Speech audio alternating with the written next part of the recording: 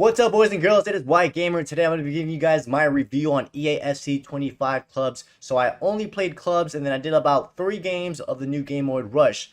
I did about 33 matches of clubs. The first thing I want to talk about is the skill tree, guys. So EA actually revamped the skill tree a bit, guys. This year the skill tree is much longer, and probably one of the best features about the skill tree in FC25 clubs is they finally separated the weak foot. So in the past, the weak foot was under the shooting. You had to get finishing in order to get your weak foot. Well, this year, now you can just have your weak foot separated and you can just focus on your weak foot, which is going to be great for a lot of builds, especially for cam and CMs. So you don't have to spend unnecessary skill points on the finishing. Also, they removed archetypes. So if you guys didn't know, archetypes will give you or gave you a boost on certain stats. They pretty much now replaced it with something called focus. So you have pace focus, dribbling focus, etc., etc. And the boost isn't as high as the archetype were, but that's something to keep in mind. And they also added the composure stat to the skill tree. Now, the composure stat was in Ultimate Team, and it wasn't even in clubs when you look into your in-game stats during the match, but it was never in the skill tree. So this year, they added the composure stat to the skill tree, which for those who don't know, the higher the composure is, the better your player will perform under pressure. So if you're a striker and you have 2 defenders on you and you have higher composure stat, you have a better chance of scoring that shot. Or even if you're a CDM and you have a lot of pressure on you, your player will play better under pressure. So yeah, guys, that's for the skill tree. They did revamp it, like I said, which I was surprised. The next thing I want to talk about is the leveling system and the skill points, guys. So this year, the max level is 130. You guys can see on the screen right now, it is 130, guys. Now, I don't know come the full game if they're going to lower it or make it even higher. They're most likely going to keep it at 130. I wish it would have been 150 because 130 is such an odd number. I wish they would just keep it 150, but we'll see come the full game. But yeah, max level is 130. And the amount of skill point is 180 skill points. Now, the skill points, that could change. Who knows? Come the full game, they could probably keep it at 180 or lower it back to 165. Now, this is a good thing and a bad thing that we have more skill points. It's a good thing because, you know, you can get much max rated builds and you can apply more things to your pro. The bad thing about having 180 skill points is once everyone hits max level, basically everyone's going to be running with the same type of builds. That's like the only bad thing, in my opinion, about having 180 skill points. But yeah, guys, yeah, we have 180 skill points now. Max level is 130. They could change it come a full game, but I don't think they will. The only thing they might change might be the skill points, but we will have to see. Now, the next thing I want to talk about is the customization, guys. This year, this is probably like the best thing EA did really well. The customization, just editing your pro, making your pro look like a IRL football player, or just making it look goofy and funny. Right now, there's a bunch of screenshots you guys are going to see. You can go crazy with the way you want to make your pro, guys. You can make it look ugly. You can make it look stupid. You can make it look funny. EA did a very good job on allowing you to customize your pro however you wanted. They also added scars and moles and makeup. So yeah, EA did a very good job on customizing your pro.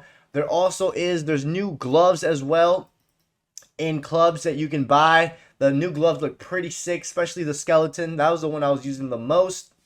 There is also way more hairstyles. You guys will see in a video we got in about a week or two, all the new hairstyles. But yeah, they added a bunch of new hairstyles that come with the game and ones that you can buy at the club store. So, and guys, there's also a few new boots. Again, we'll have a video separately dedicated to the boots. But yeah, EA added a few new boots. Also, there's no ankle tape. Unfortunately, I don't know why they haven't added the ankle tape. We had the ankle tape, I think, back in FIFA 19 or 20, I think. And then they removed it, I think, in 21 or in 22. But there's no ankle tape. But at least we have more hairstyles. You can customize your pro literally however you want. There's a few new boots. So that's for the customization, guys. Now, for the drop-ins. Drop-ins is still the same, guys.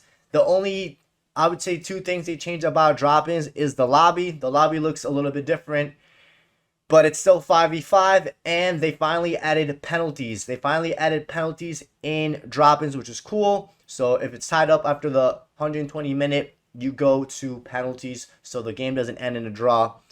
But other than that, for drop-ins, it stayed the same. Now, the next thing I want to talk about is the social hub slash the quick chat. Now, the social hub did get an upgrade. So for those who don't know, when you press right trigger or R2 on the home screen of EAFC 25, whether it's club or just the menu, the EA social hub pops up. This year, they added an inbox to your EA social hub where you can message people that you played with or are in your team. The thing that sucks about it, it's preset messages. You can't type in whatever you want. They probably did that for a good reason, so people don't say out of pocket stuff. But yeah, they added an inbox and you can message people, which I think is a pretty cool feature, especially if you're playing drop-ins and you just met someone and you want to start up a club. I think that's a really cool feature. Another thing is the quick chat, guys.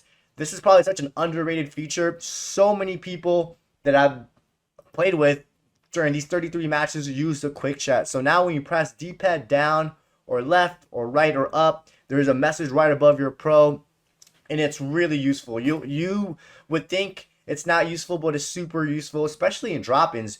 When you're asking for a pass, it shows it right above your pro, and I feel like more people are actually passing. You can see the message says pass now. So yeah, the quick chat was actually a really cool feature that, like I said, a lot of people that I played with or going against were using it, and you can only see your teammates' quick chat. You can't see the other teammates. You can't see the other team's quick chat, which I like it, or else it would have been just a mess of messages popping up on top of a player's head. Now, let's talk about the gameplay, guys. Now, this is, when it comes to gameplay, it's subjective because some, depending how you play and what monitor you use, gameplay can be super subjective. I'm going to say it right from the back, guys. The gameplay feels the same as FC24. It literally feels the same. If you were good in FC24, you're going to be good in FC25. The gameplay, the mechanics feel the same. The shooting feels the same. The passing feels the same. Something that is a little bit better is the animations. They do feel a bit smoother. The animation for certain challenges or just certain shooting animation, that feels a little bit better. But the gameplay feels the same as FC24. The chip shots are much better this year. I will say they're more accurate and just more realistic. I feel like in FC24, the chip shots were really inconsistent, even if you had the chip shot playstyle. But this year in FC25, the chip shots are much better. And guys, unfortunately, rebounds are still a thing.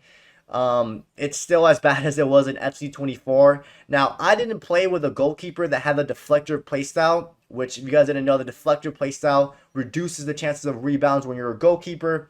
The only goalkeepers I played against were against AIs, and then the 3 or 4 human goalkeepers that I did play with, they didn't have that playstyle, the deflector. But yeah, rebounds are still a thing, which kind of sucks.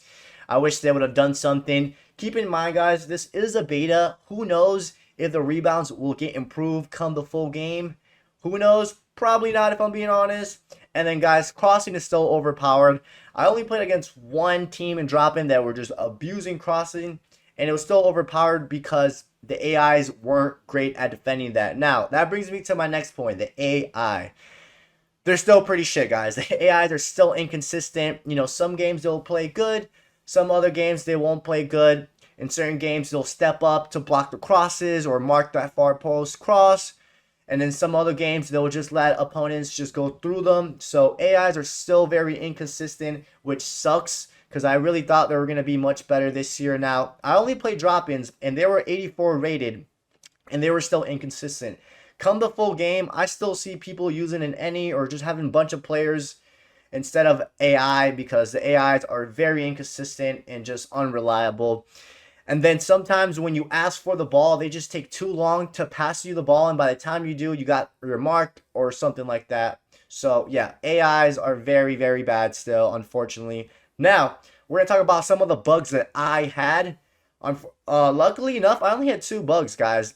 One of the bugs was that the skill tree would sometimes reset completely. After I play a couple of matches, sometimes my skill tree will completely reset and then I have to reapply it. This happened to me a few times. It wasn't a major issue, but it's still a bug nonetheless in the beta. And then another thing was when you earn certain skill points and you go to the skill tree to apply them, it would randomly have the goalkeeper skill tree selected already. So sometimes I would have to go to the goalkeeper section of the skill tree and then remove them because it would automatically set them to my goalkeeper, which was odd. That happened to me a few times. But other than that, those were the only bugs that I had in the beta. Let me know if you had any more bugs, guys. But those are the only 2 bugs I had. Now, guys, I want to talk about quickly the match rating and rush game mode. Let's talk about rush game mode first. I actually enjoyed it, guys. I only played like 3 or 4 games of rush.